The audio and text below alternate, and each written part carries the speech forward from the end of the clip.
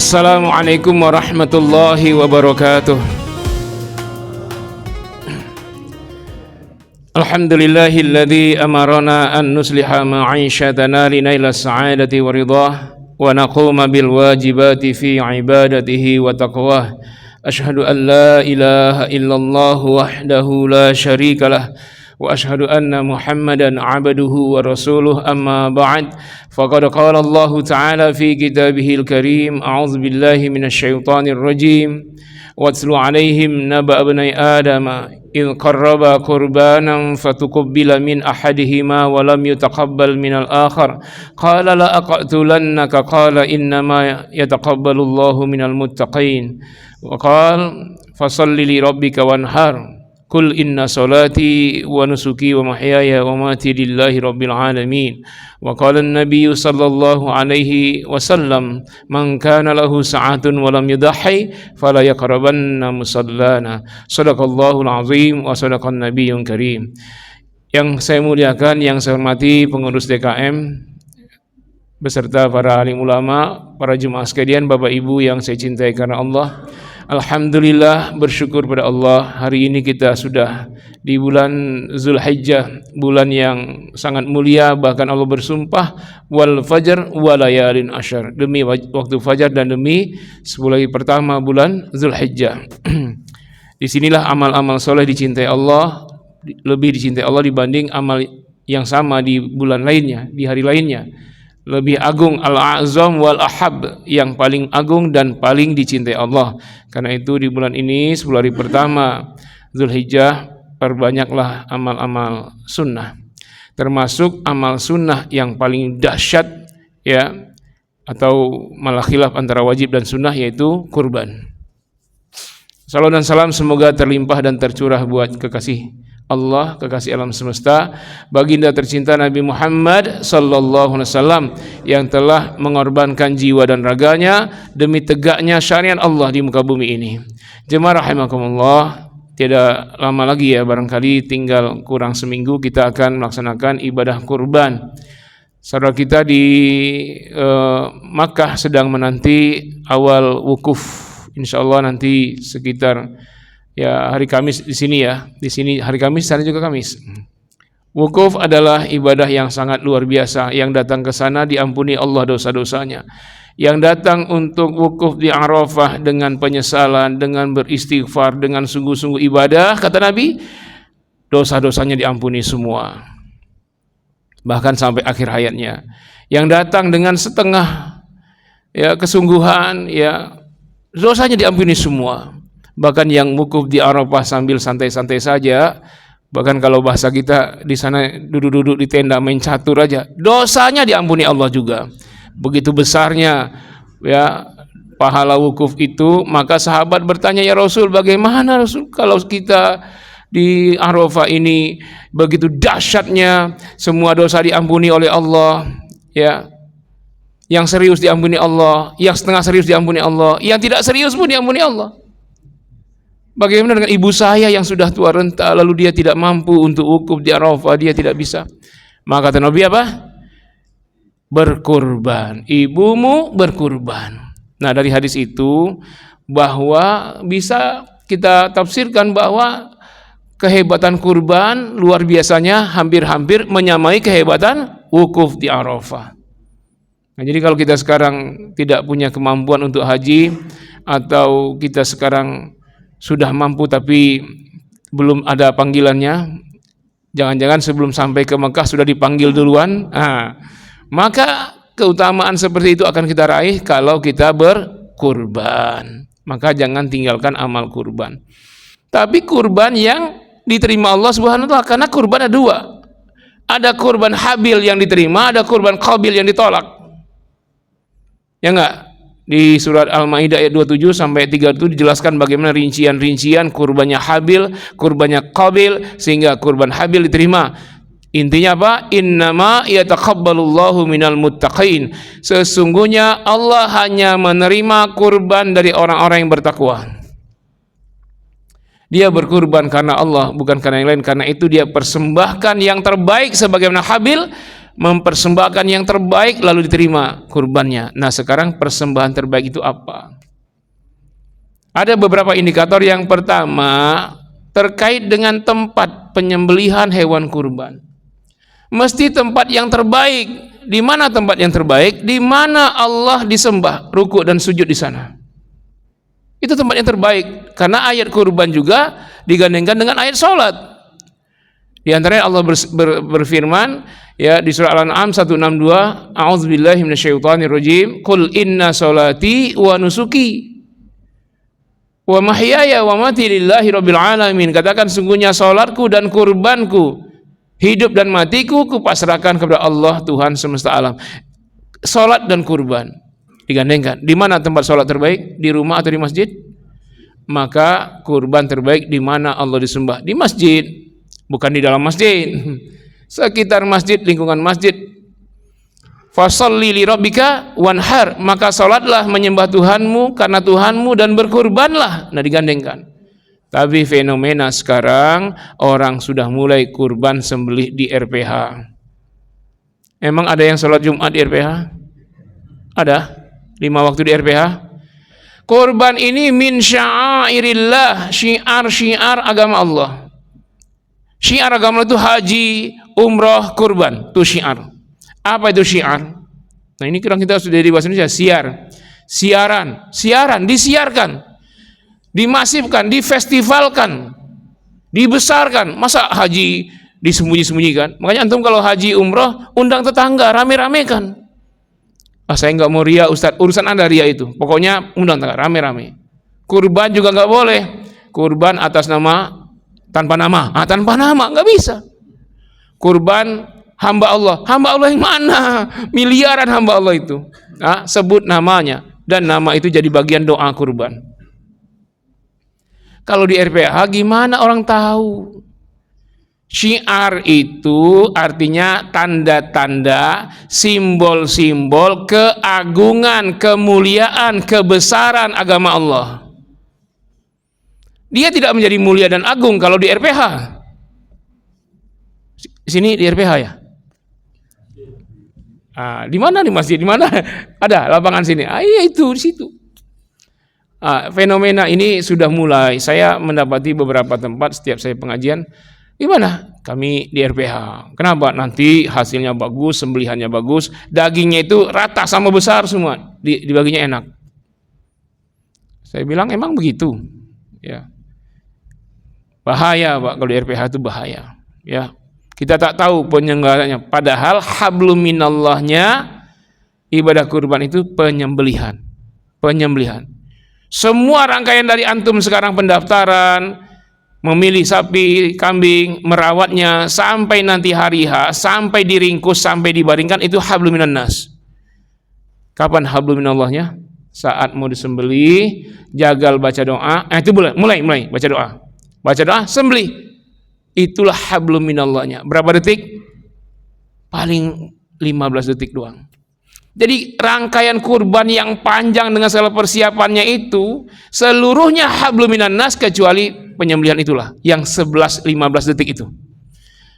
Malah kita serahkan di RPH yang hablum minallahnya itu. Nanti setelah disembelih, dikulitin, itu semua hablum minannas semua itu. Dikulitin, dicincang, dibagi, distribusi, itu hablum minannas. Yang intinya di situ, persembahan terbaik itu di situ, di hablum minallahnya itu. Kenapa diserahkan di RPH? Siapa yang ngawasin di sana? Bagaimana prosesnya? Hilang syiarnya, nggak ada syiarnya. Kenapa? Karena di otaknya kurban hanya sekedar bagi-bagi daging belaka. Dianggap kurban sama dengan sedekah. Kalau sedekah itu fakir miskin, orang kaya tak boleh. Kurban untuk orang kaya boleh, non muslim boleh.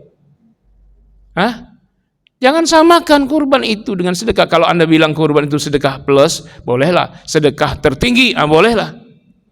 Tapi kalau sama dengan, nggak bisa. Kurban itu nggak sama dengan sedekah. Pahalanya luar biasanya, waktunya yang terbatas hanya 4 hari, sementara sedekah bisa 4 tahun, 5 tahun, 10 tahun boleh.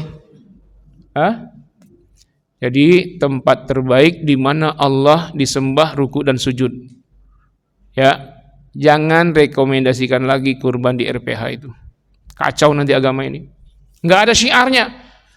Ayo lebaran Idul Adha, sholat Idul Adha, selesai. Waktu duha sepi. Zuhurnya kemana? Mestinya ramenya 4 hari itu. Hari nahar tanggal 10, hari tasyrik 11, 12, 13. 4 hari. Tahu-tahu hanya sholat Idul Adha aja yang rame. Hilang syiar agama Allah, hilang. Yang kedua, hewan terbaik. Nah, pertama tempat terbaik, yang kedua hewan terbaik. Apa hewan terbaik? Hewan ternak yang sudah ditentukan tak boleh diganti. Apa dianya? Onta dengan segala jenisnya, sapi dengan segala jenisnya, kambing dengan segala jenisnya. Ada biangnya, Pak. Domba kah, kibas kah, itu jenisnya itu. Kalau sapi ada sapi Bali, sapi Kupang, sapi Bima, sapi PO, sapi Brahma, limosin, ya. Dengan onta dengan segala, ada Jamal, onta itu ada Jamal, Budenun, Ibilun, itu beda-beda tuh. Ada onta berpunuk 2, punuk 1, tanpa punuk, itu namanya beda tuh, Pak. Nah itu semua termasuk. Ayam tidak termasuk. Bebek tidak termasuk. Belut, apalagi belut nggak termasuk. Gimana mau nyembeli belut? Ya, jangan bikin-bikin, udah ditentukan. Iya, nangkapnya susah. Gimana nyembelihnya? Ya, jangan pakai logika karena kurban ini ayatnya sama dengan sholat. Sholat Anda jangan pakai logika ya. Kenapa itu? Sholat subuh cuma 2 rakaat, orang masih segar bugar, sekarang olahraga deh 4 rakaat. Isya orang capek kerja, pulang kerja 2 rakaat aja. Nggak usah pakai logika Anda kalau masalah sholat. Nah kurban juga begitu, ikutin saja. Nah hewan terbaik itu apa? Terserah mau onta, mau sapi, mau kambing, yang penting memenuhi kriteria tidak cacat. Cuman satu doang, tidak cacat. Nah tidak cacat dibagi 4. Apa kategori cacat yang menjadikan hewan kurban itu haram jadi sembelihan kurban? Yang pertama al-marid, sakit. Hewan sakit nggak boleh jadi kurban. Berkurban dengan hewan sakit dosa besar. Begitu sampai duduk aja, gemuk Pak 1 ton, duduk aja, Anda jadi kurban, haram. Nggak bisa berdiri, ya suruh jalan, duduk aja. Ada dokter hewan ditensi, ternyata derajatnya, suhunya 43 derajat tinggi, kena diabetes meletus, dia kena corona misalnya, haram berkurban dengan binatang itu. Yang kedua binatang haram adalah al-aura bainu auriha, buta. Gagah dia, cuman pas jalan ini sapi limosin nih, tahu-tahu dia nabrak limosin. Nah, sapi limosin nabrak limosin. Kenapa nabrak? Buta. Masa dipersembahkan oleh Allah hewan buta? Nah, ini tidak boleh. Haram berkurban dengan sapi buta. Yang ketiga al-arja bainu arjiha, pincang, jalannya zigzag. Kalau jalan sapi yang kegedean, lalu dia kayak pincang, bukan pincang itu bagus itu. Gemuk, karena gemuknya jalannya geol-geol. Ini dia kurus tapi kok zigzag kakinya. Oh, pincang. Haram. Kalau buntung, pincang aja haram, gimana buntung? Yang keempat, yang kurus kering, allati la tunqi. Kurus kering. Enggak ada dagingnya, kerangka aja. Itu. Kalau kurus basah boleh. Kurus kering, Pak. Garis-garis tulang rusuknya memang tinggi dia, tapi itu hanya bagus untuk sop doang. Itu haram. Berkurban dengan 4 jenis cacat ini haram. Sakit, pincang, buta, kurus kering. Tapi kalau hewan ini Anda sembelih untuk sedekah, berpahala besar. Nih sapinya sakit, Anda sembelih niat sedekah, pahala, bagi-bagi, pahala, bagi. Tapi kalau jadi kurban dosa besar. Nah sekarang sama nggak kurban dengan sedekah? Beda. Termasuk ada hewan yang makruh. Makruh itu dia diterima sebagai kurban tapi tak ada pahalanya, mubazir. Patah tanduknya 1, Kalau cuman tompel nggak apa-apa. Putus telinganya satu nggak apa-apa. Itu nggak boleh, itu makruh, bukan haram ya. Tapi kalau gores nggak apa-apa, baret nggak apa-apa. Kalau putus itu yang menjadi masalah. Termasuk hewan yang dikebiri. Tahu dikebiri Pak? Waktu umur 2 bulan dikebiri. Akhirnya si sapi nggak doyan lihat cewek-cewek cantik. Akhirnya dia makan rumput, makan, gemuk-gemuk sampai 1,5 ton. Itu kalau jadi kurban tak ada pahala sama sekali. Ada, walaupun tidak haram, tapi sia-sia belaka. Ya. Kalau antum beli yang bobotnya begitu, tanya petaninya. Ini hewan diapain kok bisa gemuk begini? Saya rawat, saya jaga kesehatannya, vitaminnya, setiap sekali sebulan diperiksa oleh dokter kesehatan. Hanya gemuk, bahkan saya sayangi betul. Ya, tidur pun sama saya, misalnya. Sampai gendut begitu 1 ton, beli itu yang terbaik tuh. Itu yang terbaik. Tapi kalau dia bilang dulu waktu usianya sebulan nih, baru sebulan apa 3 bulan ya, saya kebiri dia. Yang begitu jangan dibeli sebagai kurban, tak ada pahalanya. Sekarang kan sok-sokan tuh banyak yang gede-gede itu.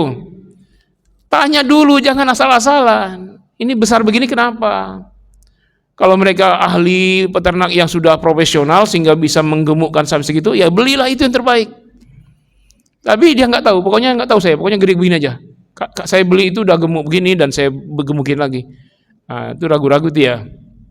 Gak apa-apa juga kalau Anda beli, tapi kalau itu dikebiri nggak ada pahala. Tapi kalau hewan itu Anda sembeli, dagingnya disedekahkan, berpahala besar. Tapi kalau jadi kurban, tak ada pahalanya. Ayo. Jangan berasumsi kurban itu hanya bagi-bagi daging. Jadi hewan yang terbaik, kalau soal jenisnya itu khilafiyah antara ulama. Yang terbaik ada bilang onta, ada yang bilang sapi, ada yang bilang kambing. Itu sebenarnya khilafiyah. Tapi mau onta, mau kambing, mau sapi, yang penting kriteria tadi tuh, yang terbaik, yang sehat, tidak buta, tidak pincang, tidak kurus kering, itu terbaik udah, ya, dan tidak dikebiri. Jenisnya apa Ustaz? Terserah. Kalau onta ya bagus onta, tapi di Ragunan terbatas, mau diimpor, nanti biaya impornya lebih mahal dari harga ontanya. Kambing juga terserah. Nah, kalau saya ini tidak ada urusan dengan pendapat ulama ya, pendapat saya sapi yang terbaik. Apa alasan? Yang pertama, sampai detik ini masih banyak orang nyembah sapi. Maka menyembelih sapi simbol menyembelih kesyirikan.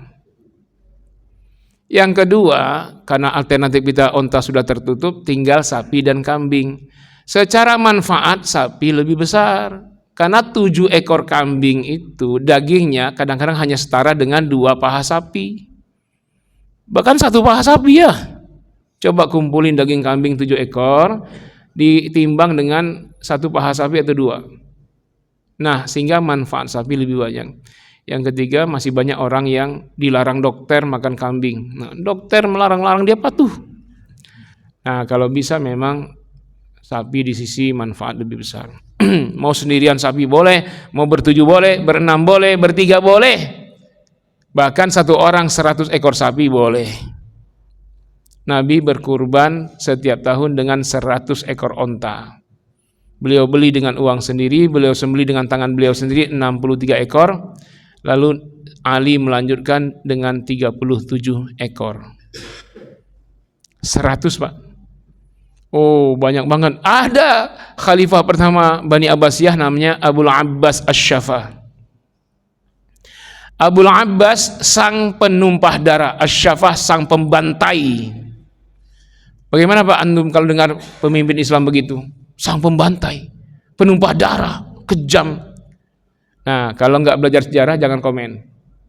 Digelar Asy-Syafah karena beliau setiap hari Idul Adha menyembelih 1000 ekor onta. Dia menumpahkan darah, memang iya darah onta kurban. Nah, jadi kalau presiden itu 1000 ekor onta. Kalau 1000 ekor semua provinsi berapa bagi 34 ya?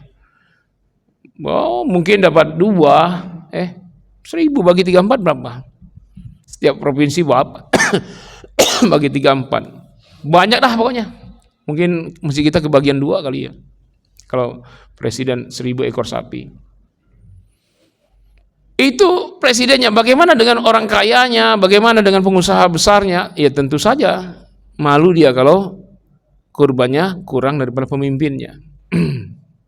Jadi disyariatkan kurban sebanyak-banyaknya karena dia syiar agama Allah. Ya, sebanyak-banyaknya. Dan itulah yang menggentarkan musuh-musuh Allah. Jadi kalau di perumahan kita non muslimnya mulai bertingkah banyak-banyak bertingkah, pas penyembelihan suruh hadir ya. Nah, kalau dia mulai macam-macam tuh, kayak di Pakistan dibom sama India kan kurang ajar tuh. Di Kashmir dibantainya umat Islam, lalu Pakistan dibomnya, sok-sokan tahu-tahu kalah sama Pakistan Pak.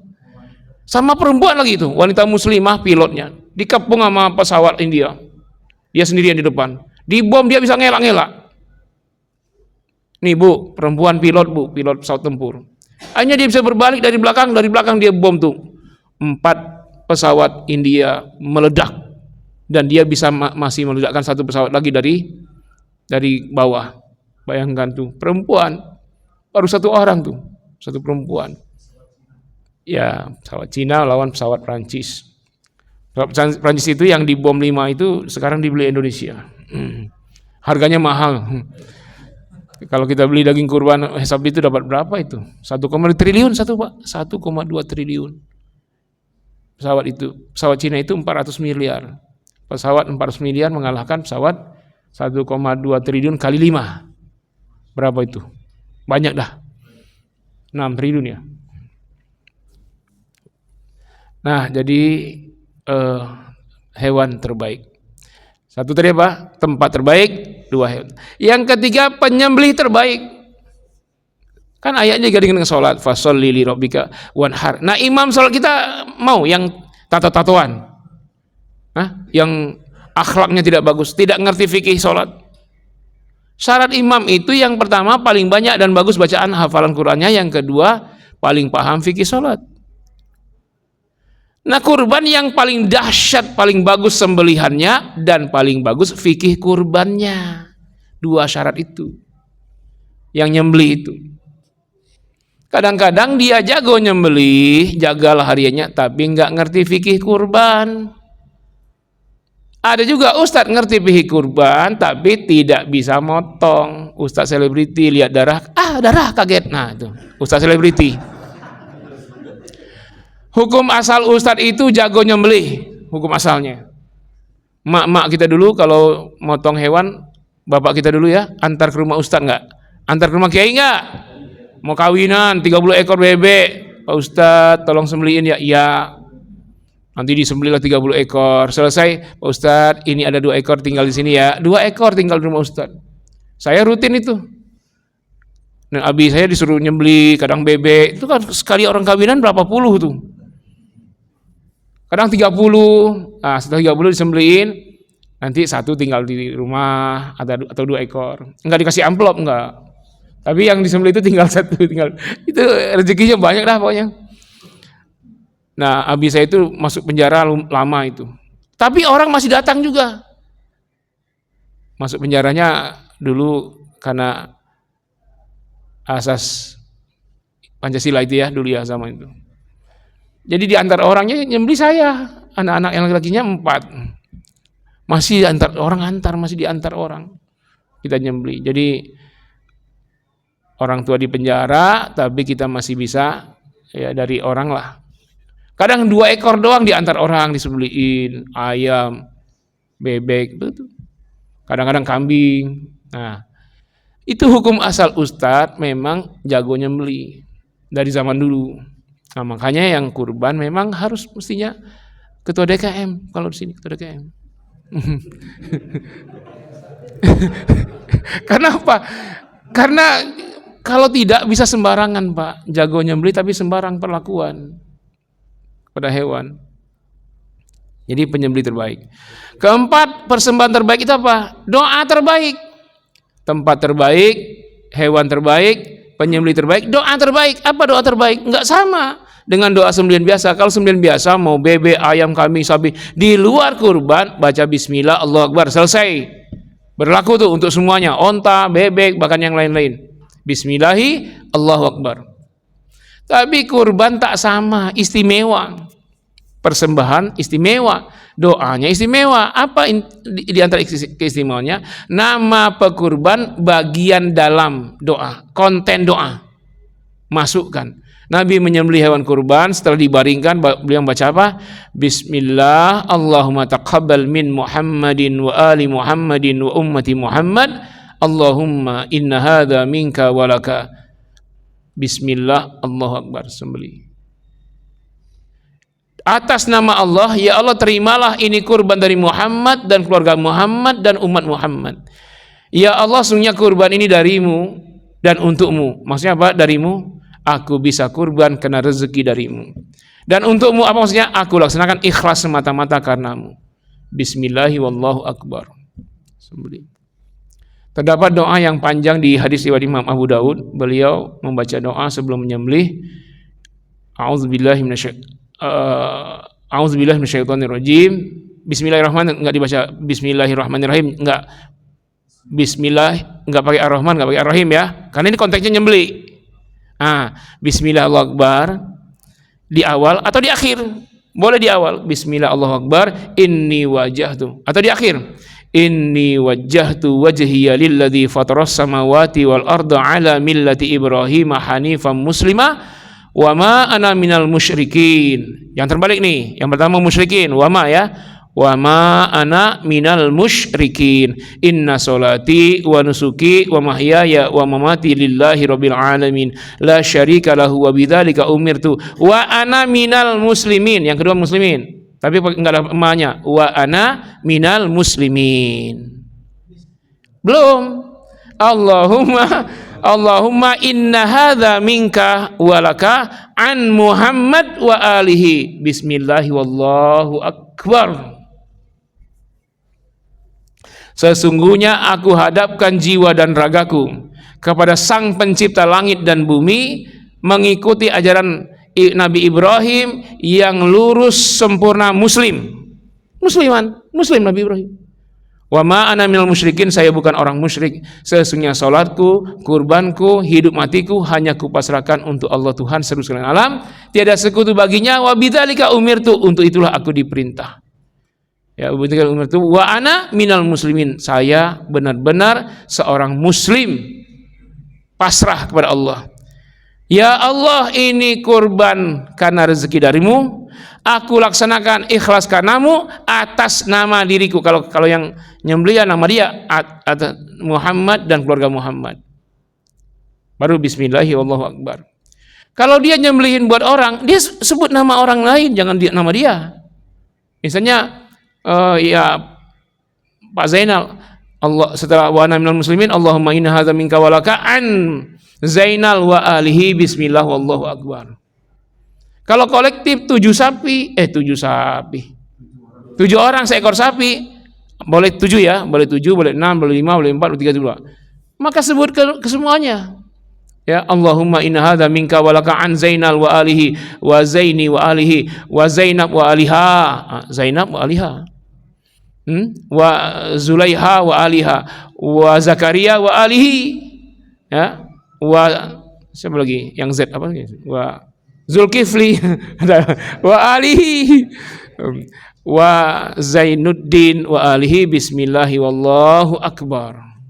Doa terbaik, persembahan terbaik, tempat terbaik, hewan terbaik, penyembelih terbaik, doa terbaik. Kelima, perlakuan terbaik kepada hewan, ihsan. Di antaranya tajamkan golok setajam-tajamnya. Jangan si tumpul. Nanti udah digini, wah masih juga tumpul. Nah, ya, pastikan putus kedua urat makan dan urat nafas di sini.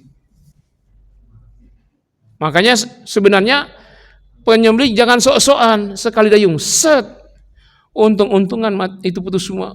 Tapi urat makan tuh di pinggir. Jadi satunya tuh agak kesini Pak, set, balik lagi gini, nah baru putus semua. Jangan sekali, set. Kalau kambing ya sekali aja. Kalau sapi nggak bisa sekali, apalagi lehernya segede pohon kelapa. Ya, tapi jangan begini. Yang kedua, tidak boleh mengasah golok di depan hewan. Nggak boleh. Kalau sembelihan biasa silakan aja, tapi kurban nggak boleh. Si hewan paham, waduh ini sudah kata Nabi, apakah kamu ingin membunuh hewan ini berkali-kali? Yang ketiga, jangan sembelih hewan depan hewan. Ini bukan live show. Terteror dia, maka yang belum disembelih jauh-jauhin. Lalu tidak boleh mencaci hewan.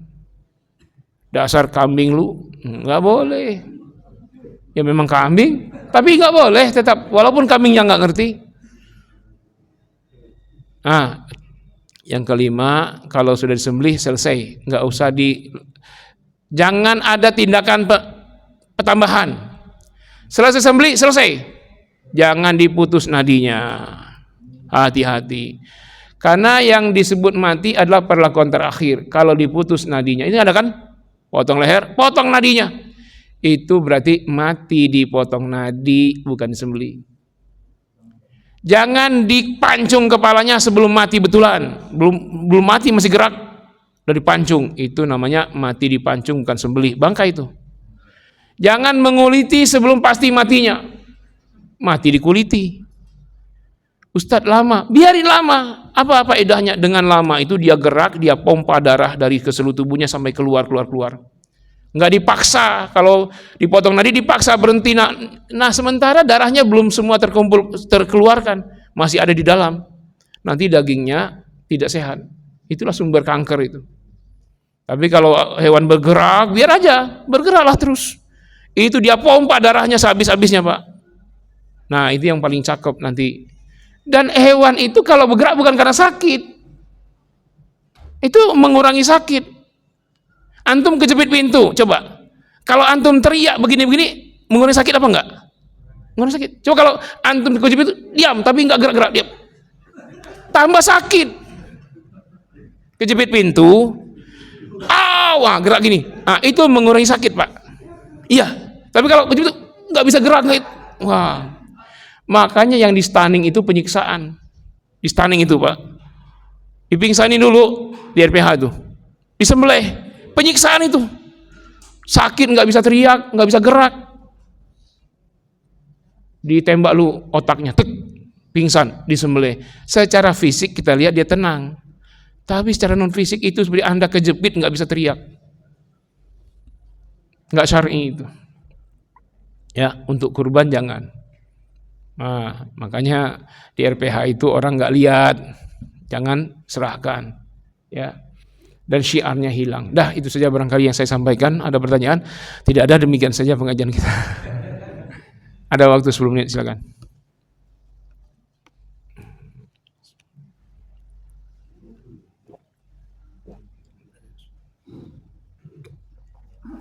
Beneran nih, nggak ada pertanyaan?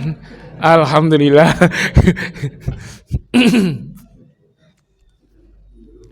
Antum nggak nanya ya, nanti kalau saya udah pulang ada yang mau nanya saya langsung kabur, saya nggak mau. Ini kadang begini penyakitnya Pak. Kita tanya ada yang nanya, nggak ada. Pas keluar, Ustadz saya nggak mau nanya di depan, saya mau pribadi aja. Kalau pribadi ongkosnya privat. Iya, saya ada ceramah lagi jam 6:30 nanti. Ya silakan.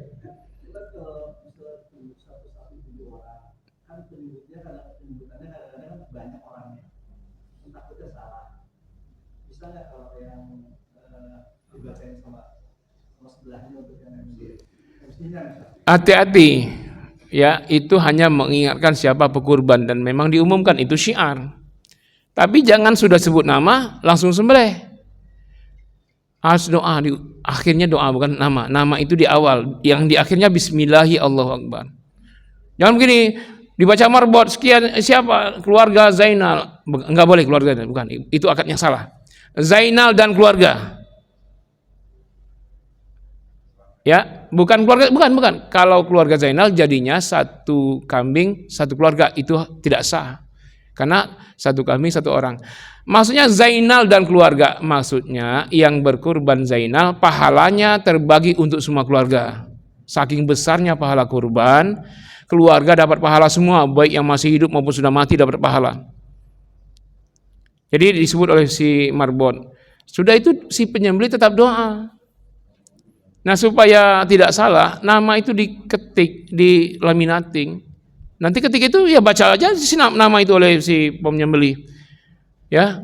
Nah, setelah Marbon umumkan nama-namanya, kasih nama-nama itu ke penyembelih dan itu dia masukkan dalam doa. Misalnya, Bismillah Allahumma taqabbal min Zainal wa alihi, Zainuddin wa alihi, Zainab wa aliha, Megawati wa aliha. Megawati pemain poli. Ya. Pak waliha ya, kalau belum waliha. Sampai 7. Bismillahi Allahu Akbar. Jadi tetap ujungnya Bismillah Allahu Akbar. Tapi kalau ujungnya nyebut nama, hati-hati Pak.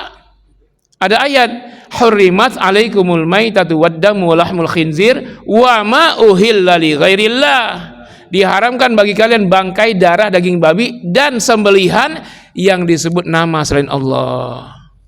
Jangan di ujung nama kita sembelih. Nama sebut di awal, ujungnya doa penyembelihan. Ya, memang harus sebut nama, itu syiar. Jangan tanpa nama, tanpa nama, tanpa nama. Nanti sapinya pun tanpa terlihat, gimana? Sebut namanya, ya. Mengantisipasi hewan yang terakhir, kadang-kadang sapi stres.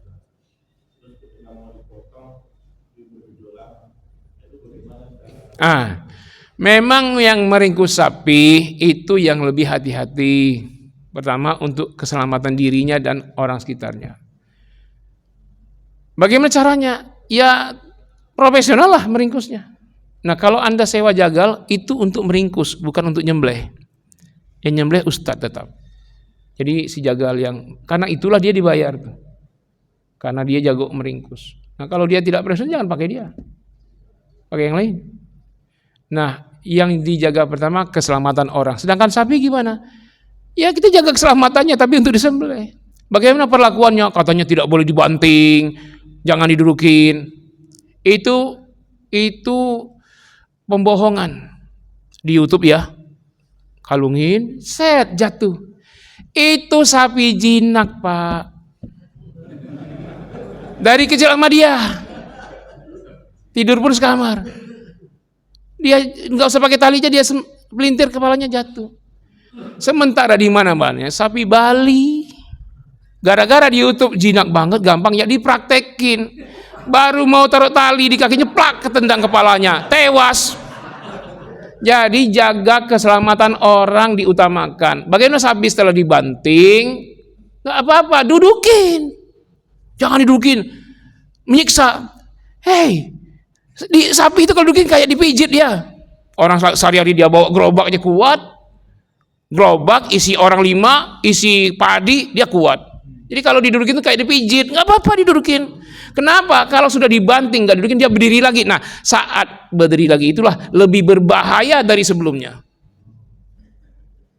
Cari nih yang paling gendut. Ketika jatuh sapi, dudukin teman yang paling gendut tuh. Supaya, nah yang dipertahankan 2 saja Pak, yang supaya sapi tidak bangkit itu ekor dan kepala. Kuncinya situ. Yang narik ekor tetap tahan ekornya. Dia bertahan. Lepas ekor naik dia. Kepala juga gitu. Lepas kepala. Itu bahaya. Tanduknya kalau kena rusuk patah Pak. Jadi yang diutamakan keselamatan orang. Jangan tertipu dengan YouTube. Gara-gara itu banyak korban Pak. Dia taruh di bawah tuh tali. Diikat di kakinya. Sapinya gak bergerak. Ya. Nah tarik set jatuh. Pembohongan, hati-hati nanti banyak korban. Dia pakai sapi jinak, orang motong di mana? Sapi Bali. Sapi Bali itu nggak diternak kayak dikandangin, dilepas dulu di hutan, di pohon sawit. Nanti mau Idul Adha 2 bulan sebelumnya baru dicari-cariin. Lah, Pemotong, tukang ringkus dengan sapi itu pandangan pertama. Pandangan pertama itu kaget Pak, panik sapinya, stres. Nah sapi stres gimana? Nah, menghindari itu maka ya memang di samping memang ini syiar ya harus tapi jaga keselamatan orang. Soal kalau dia lulus itu yang sudah jinak sama dia. Ini kalau mau lulus tung di tanduknya gimana? Kalau lulus kita dagu kita di tanduknya. Itu kayak kena tinju Mike Tyson itu Pak. Kalau kena tanduk. Jadi yang paling diutamakan keselamatan orang. Jangan tertipu dengan YouTube. Ini kadang nggak tahu apa nih jemaahnya bilang, wah tidak syar'i, tidak syar'i. Masa sapi dibanting? Lah kalau nggak dibanting gimana coba nyatuinnya? Sapi duduk, nggak bisa. Memang dibanting, diringkus kakinya, tapi setelah dibanting, lalu diikat, perlakukan dengan baik. Nah, setelah baru dielus. Ketika sudah aman, Pak, lehernya udah di kaki diikatan, baru dielus dulu. Baca apa? Baca apa? A'udzu bikalimatillahi tammah min syarri ma khalaq. Bismillahilladzi la yadurru ma'asmihi syai'un fil ardi wala fis samai. Ini untuk menenangkan sapi. Nah, tenang dia baru doa. Karena kita pertemuan pertama dengan dia, bukan sudah lama. Kalau sudah lama udah akrab, enak nyuruh dia jatuh. Ya, ini pertemuan pertama pasti dah ngamuk. Ya. Hati-hati tuh yang di YouTube tuh jangan pernah. Ini gara-gara jemaah lihat YouTube dia bilang, "Enggak syar'i itu, Bapak itu banting sapi enggak." Dia terbanting tuh enggak seberapa, dia enggak sakit lah.